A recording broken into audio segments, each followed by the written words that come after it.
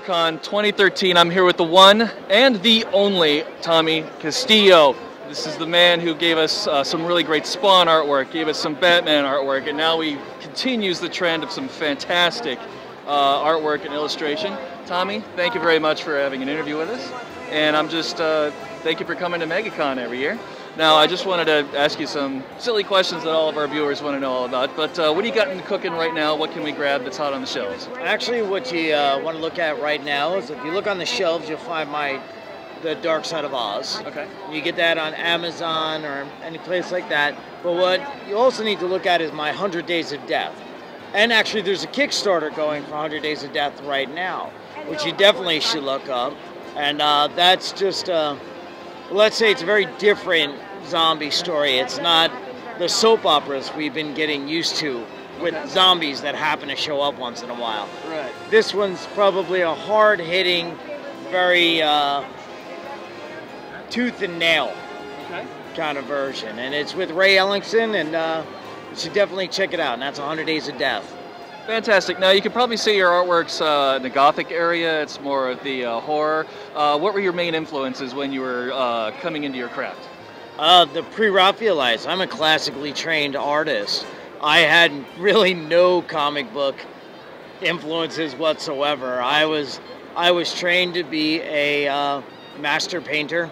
I had the rare opportunity to study with Frank Frazetta. Oh, wow. And all of my training is classical, and that actually leads to what I do a lot now is I have my own art academy. And it's the Tommy Castillo Academy of Art right here in Orlando, which you can also find out about through my Facebook, Tommy Castillo Studios. Okay. And, you know, my influences were Leonardo da Vinci, Michelangelo, the Pre-Raphaelites, Rubens. You know, I definitely did not learn anatomy from Jim Lee, you know.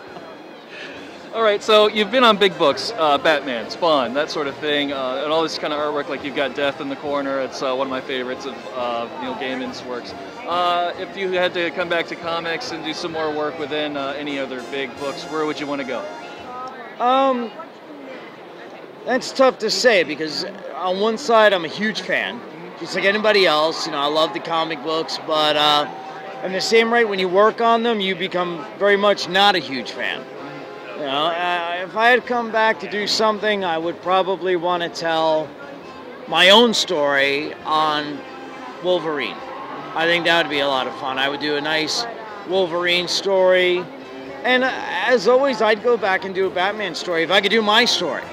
You know, and paint it, you know, and really give it a fine art flair. Right. You know, but that's probably about it. With your use of depth, light, there even feels like there's weight within a lot of your paintings, and your Frazetta upbringing. Would you ever want to go to Conan? Oh, well, yeah, I would. I want you to as well. I would go Conan, I would. But see, again, that's that's like giving a kid the biggest toy in the world and go, do you want to play with this? Of course I want to play with it. You know, there's no doubt. Who won't want to go to Conan? But again, it'd have to be my Conan. It'd have to be my story so that it would just be real blood on the battlefield, real Conan. You know, like my favorites were King Conan. Oh, yeah. When he becomes a king by his own hand. And like Big John Buscema when he drew Conan. That's where I'd want to go, back to that. You know, real dirty, real artistic. And every day I would break a computer just to symbolize that there'd be nothing computer generated on it. It would all be paint, you know, things people have forgotten about. Ink, paint, canvas, you know, real tangible art. You know, that's awesome. where I would go. So we're here at, of course, MegaCon 2013. A little late for everybody viewing now. Where can we find you throughout the rest of the year? Is there a con season that you go through? Yeah, you'll find me at every Wizard World. I do the drink and draw at every Wizard World con. Nice. And that is my home. So I am faithful to Wizard World. I am there every show they have. I am there. And then you'll find me at Dragon Con. I have a booth and have had a booth for, I don't know, 18 years at San Diego. You'll find me there. I'm a little bit of everywhere, but with all the movie deals we have going right now, I'm not sure if I'll make every one this year.